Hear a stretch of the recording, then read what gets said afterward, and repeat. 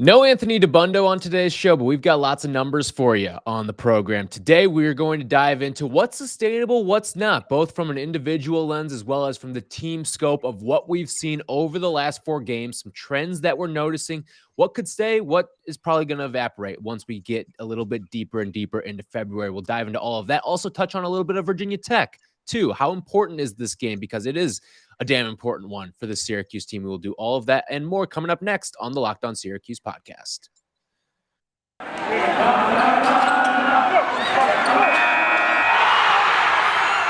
You are Locked On Syracuse, your daily podcast on the Syracuse Orange, part of the Locked On Podcast Network, your team every day.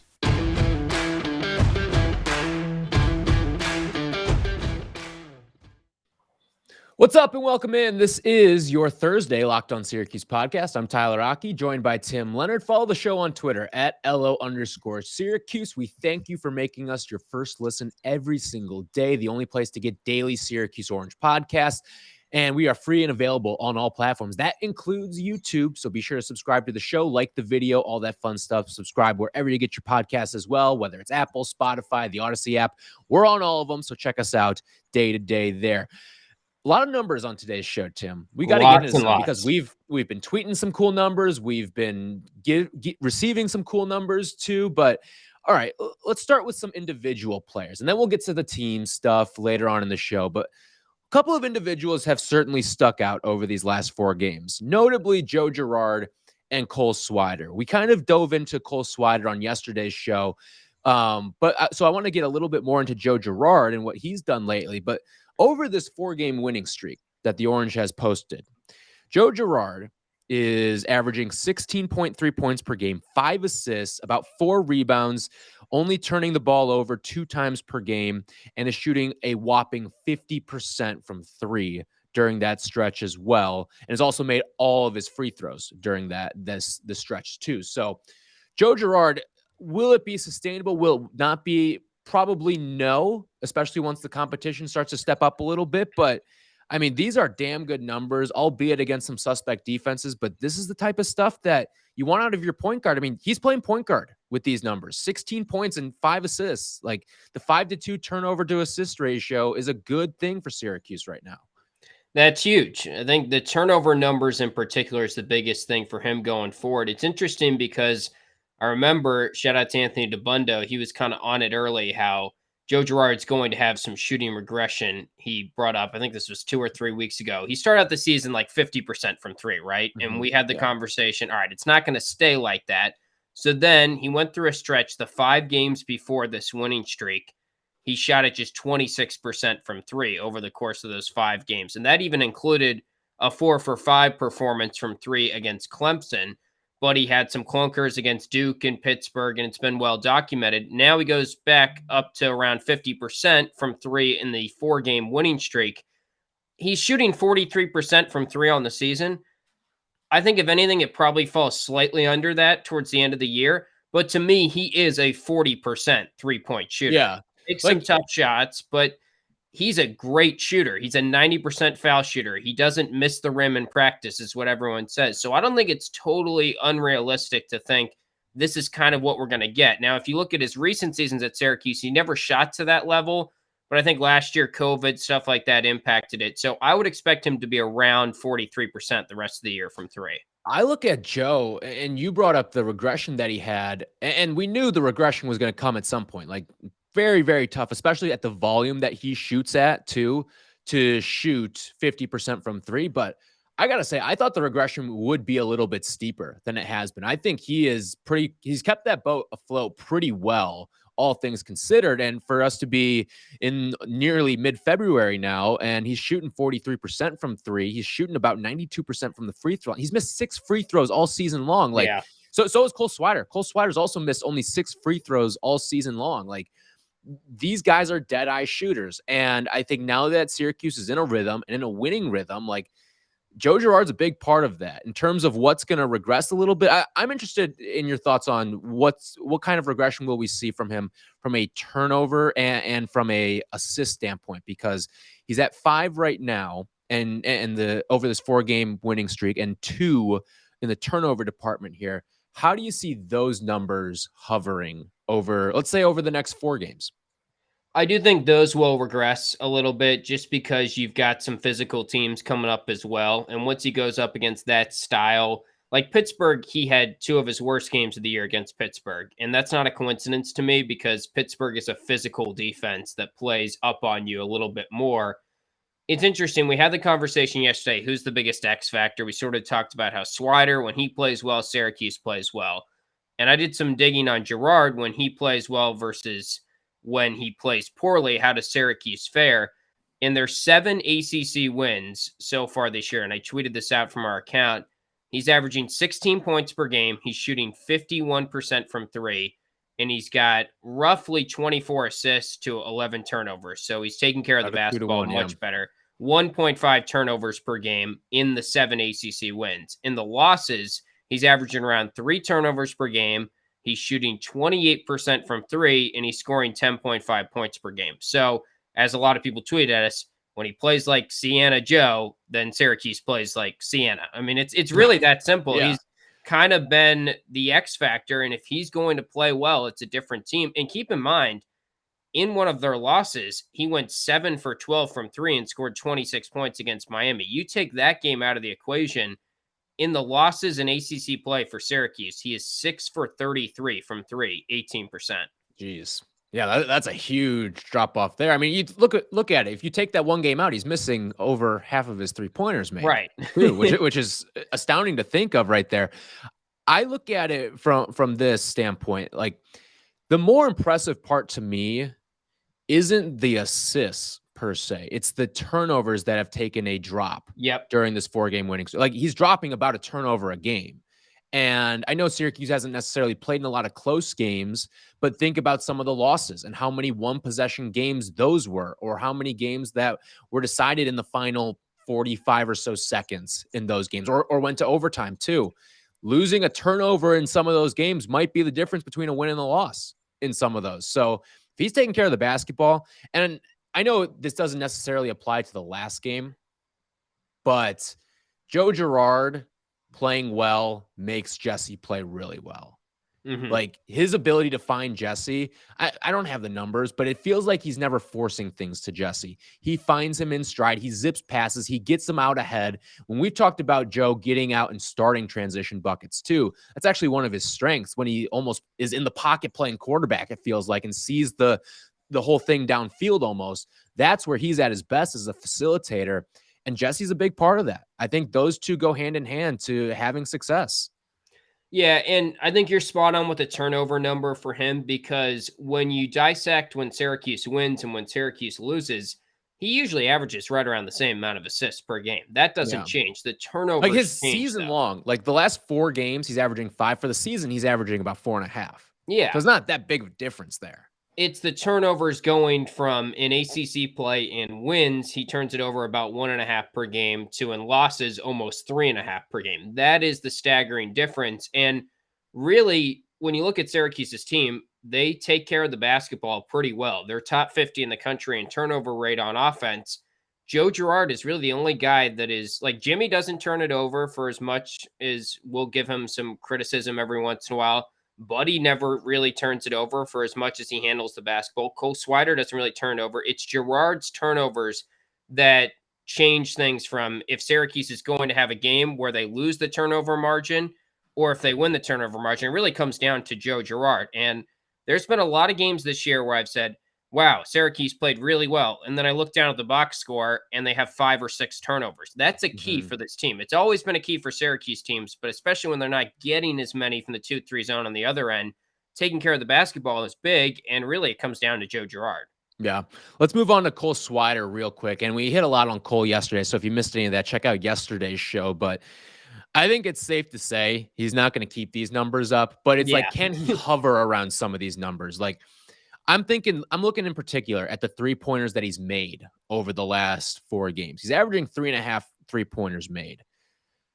I don't want to say that's a sustainable number, but I think you can hover around that. Like, if you're hovering around 3 made per game, down the stretch of what you've got left in ACC play in the regular season, like that's going to set Syracuse up pretty nicely. And I don't think that's too tall of an ask, given how he's sort of shifted his role and also gotten a lot more confident as a shooter as well.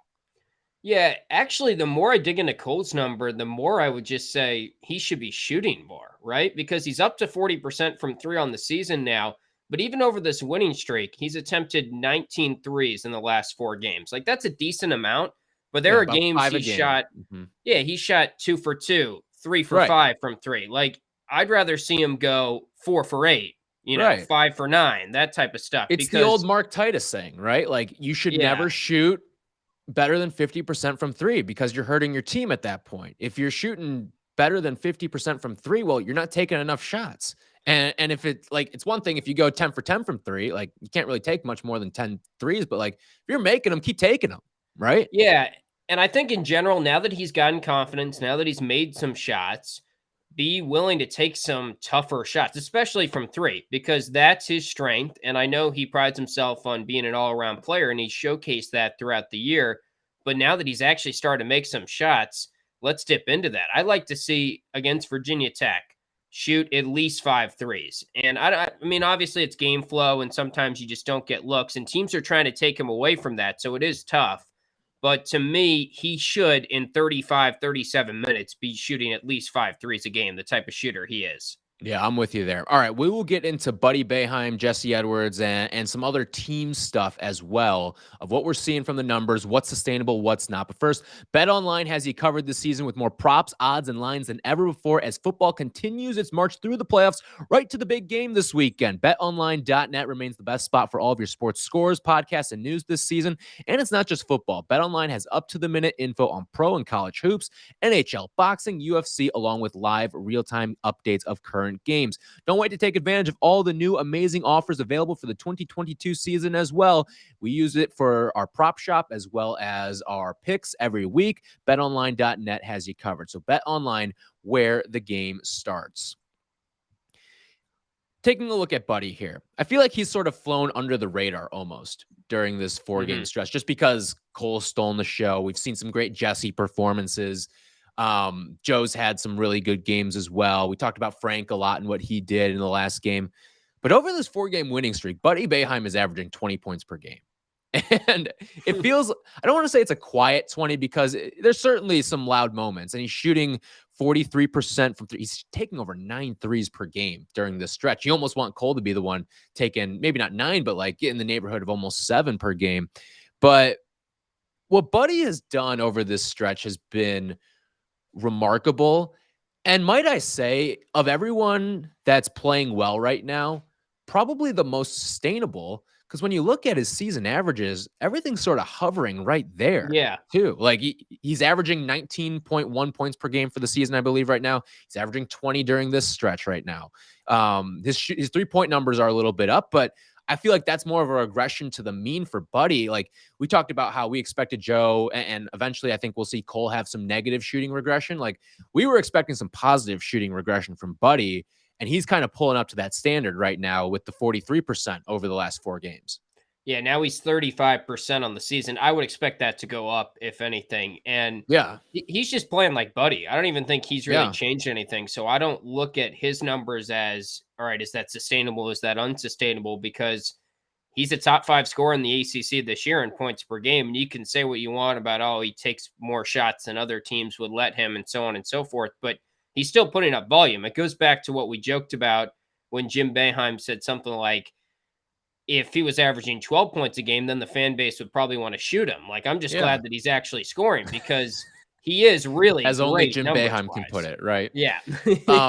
I did look at it. The gap between, this was the other day, so the numbers have changed, but I bet you the overall premise is still the same. The gap between, so Buddy's taken more shots than anybody in the ACC, and it's not even close.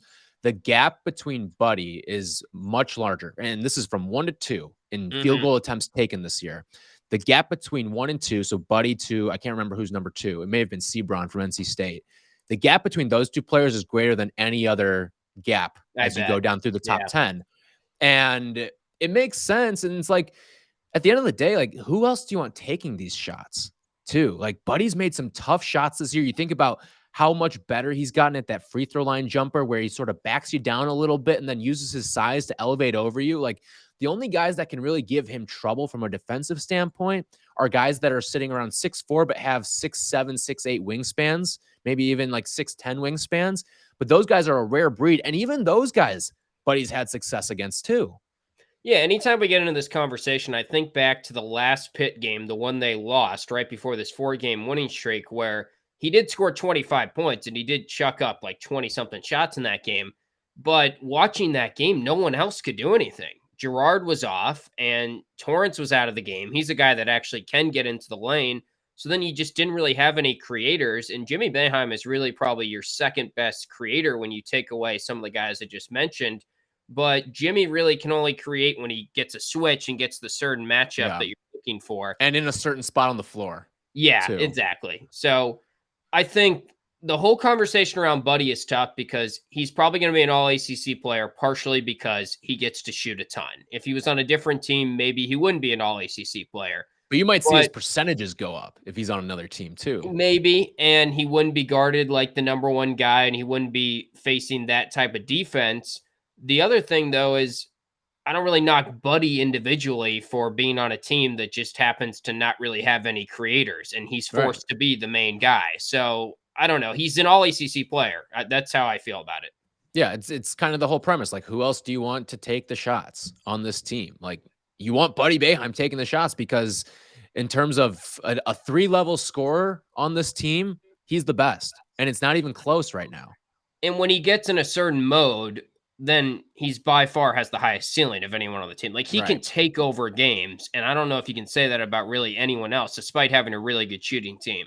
Yeah, the best example of that is the Indiana game where you thought, oh, he's coming off of that battle for Atlantis. He's going to have dog-tired legs. And then he's going into overtime and double overtime and making every tough shot. Like he was hitting those floaters on the baseline in that game. And it was just like a guy should not be able to do this right now at this stage in the game, given what he's gone through the past week from a fatigue standpoint. And he still went out there, did it, made tough shots over tough defenders. Well, the Wake game, too, he scored 30 points, the game that Giannis was at. And I don't think he attempted a free throw in that game. I saw some stats. The day he replaced Pat Connaughton against when Giannis was in the stands against Wake. It was one of the first games in recent memory. I think Mike Waters tweeted out that someone reached 30 points for Syracuse and really in the country in recent memory and did not attempt a free throw. Yeah, I'm looking at his numbers over the stretch right now, too. And he is averaging 1 free throw attempt per game. So he's shot 4 free throws over the last. That's got to go up. I mean, and it's tough because it's, that requires him taking even more shots and taking on more responsibility. But you'd like to see him maybe use his pump fake more, just get to the line a little bit more. I almost would say no to that because think about what that entails. That means doing more pressure. Like you're not going to get fouled on a lot of 3-point attempts, right? And what's his number one traits? His 3-point shooting. That will require him going to the basket a lot more, which maybe takes a little bit away from Jesse too, who's been so good in that area. And that also requires you taking a physical beating too. And I don't know if I want Buddy taking the physical beating. Given but you don't want him taking 1 free throw a game. I mean, that can go up a little. I'm not opposed to it. Like if you're taking 9-3, like you're not going to get fouled on a lot of threes. When you're that good of a foul shooter and you hold the ball that much, and a lot of your game is in the mid-range area like that, you should get to the line more. But if he's making the shots, what does it matter? Like you're not going to make the shots when you're getting fouled as much. You're taking the tougher 2 almost at that point. If you're making the shots, like there's no necessarily need to get to the foul line. Like I get it. He's a great free. What I would say, like you're almost surprised that he's not getting the ball more in fouling situations late in games, but Syracuse hasn't been in a lot of close games lately that would warrant fouling situations. No, I do think part of it is the refs have just sort of let fouls happen more this year. And that's been noted across the country. And I think of all the players on the team now, one problem I have with this team is every time there's a potential foul, they throw their hands up. And I hate teams that do that. And it really bothers me. This team, more than recent teams, really does that a lot. But I do think Buddy has a right to complain sometimes where it feels like he he's didn't earned get his fouled keep. and he Yeah. did. Mhm. Yeah. No, yeah, definitely.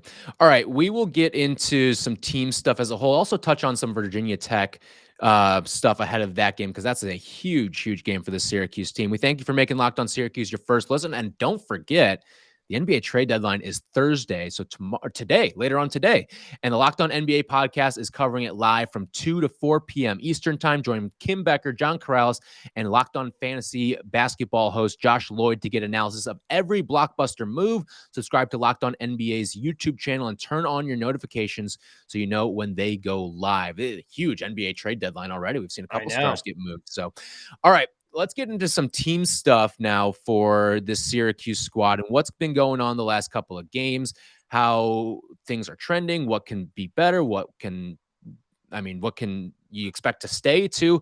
Starting with 3-point shooting, both the offensive and defensive standpoints here. Syracuse is shooting 52% from three on 21 attempts per game.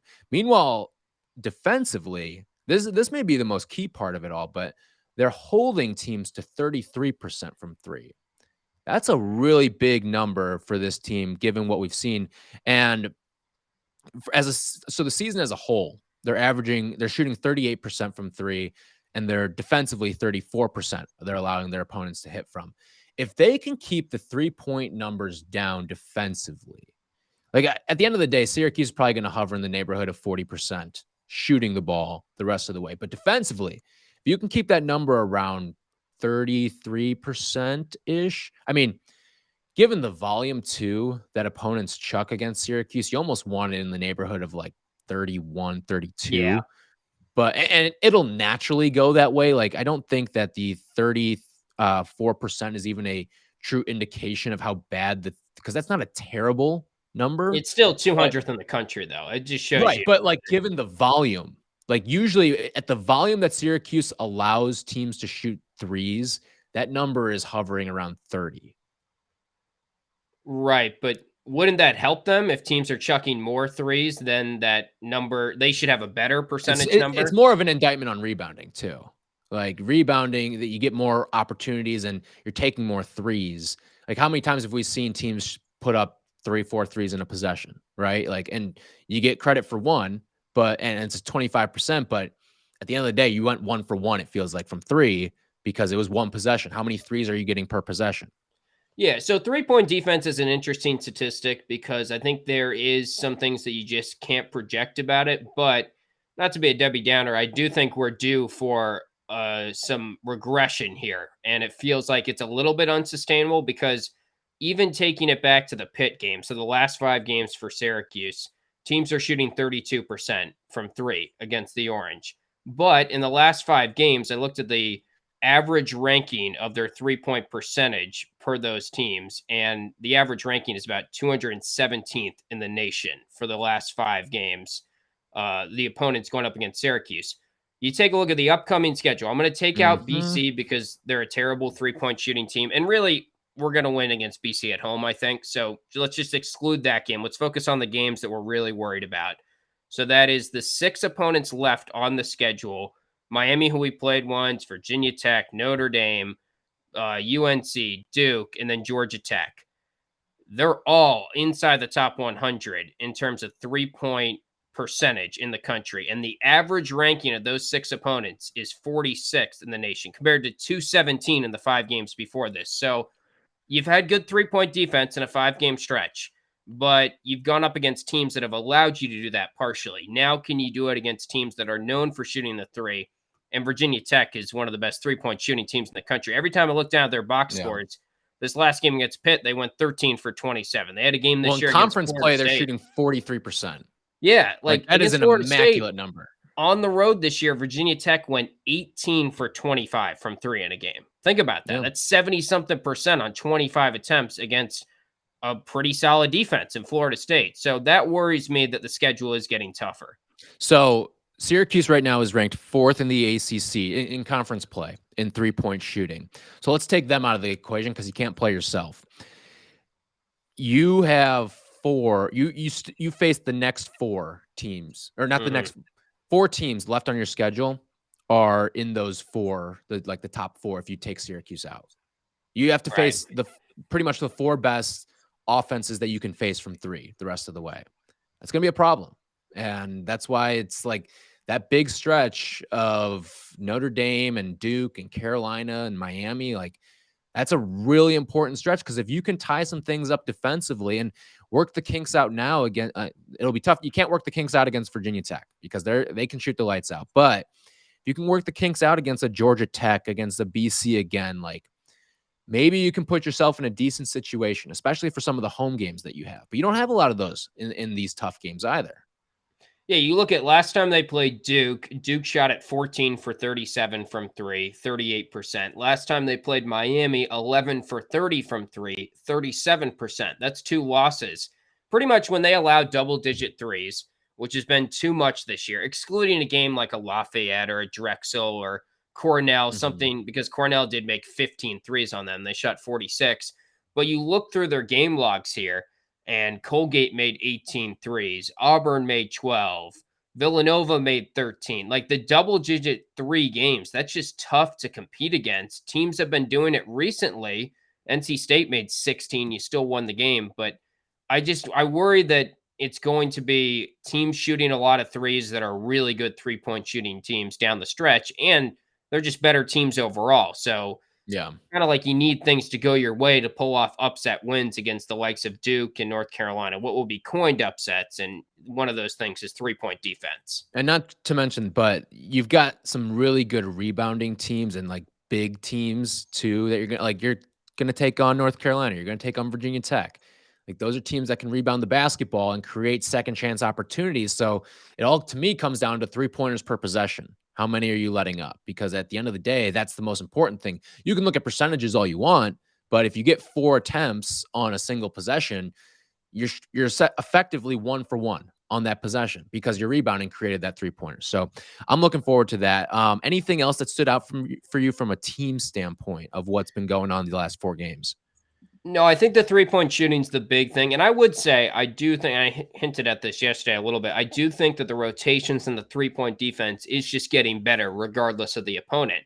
But I don't think it's better to the point that I'm not worried about a Virginia Tech or not worried about a UNC or a Duke, some of these really good 3-point shooting teams that are coming up. So I don't know. It'd be interesting. We'll get Anthony Dabundo's perspective on this maybe when he does Dabundo's digits. But if you're a type of person like Anthony Dabundo that's looking at trends and betting and trying to figure out, all right, what does this mean for the upcoming stretch? It does worry me when you see, all right, Syracuse is a traditionally really bad 3-point defense throughout the year. Then they have a good pocket against bad teams. And now they're going up against a lot of really good teams in 3-point shooting. That's scary. Right. One thing that kind of stuck out to me over the last 4 games, Syracuse is getting out rebounded. Yeah, Which doesn't was the funny rebounding because just doesn't matter. I've been on yeah, that block for a while, I feel yeah, like. because like I mean, you look at it and it kind of goes into what I've been saying. Like if you get 3 or 4 chances on a possession, like the it doesn't like the second and third rebound doesn't necessarily matter because if you get the 4th, like I know it leads to the 4th rebound, but like it's contributing to 1 possession there, Well, like right? Louisville shot so poorly that they were able to get rebounds because Right. they were deflecting back out. And I mean, look, there was games. I think there was a stat last year where when they won the rebounding margin, they won the game. But Mhm. in general, I think the idea of the biggest key to the season for Syracuse is rebounding is overrated when every Syracuse team, good or bad, has been bad at rebounding. Yeah, no, I'm with you there. I think the one other thing too, so they are making 31 field goals and assisting on 16 of those buckets. Usually that number's a little bit higher.